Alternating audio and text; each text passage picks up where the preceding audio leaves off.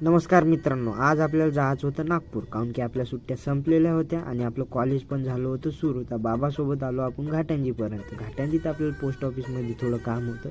काम करून लगेच निघालो बस स्टॉपसाठी. हे आहे आपली घाटंजी. बस स्टॉपवर जाऊन पाहतो तर आपली बस यायचीच होती. थोड्या वेळ थांबलो. थांबल्यानंतर आपली बस लागली तर गेलो बा बसमध्ये आणि बसलो आणि निघालो यवतमाळसाठी. बसमध्ये बसल्यानंतर आपण सर्वात आधी फाडली तिकीट आणि सेल्फी कॅमेरानं आपला व्हिडिओ काढला.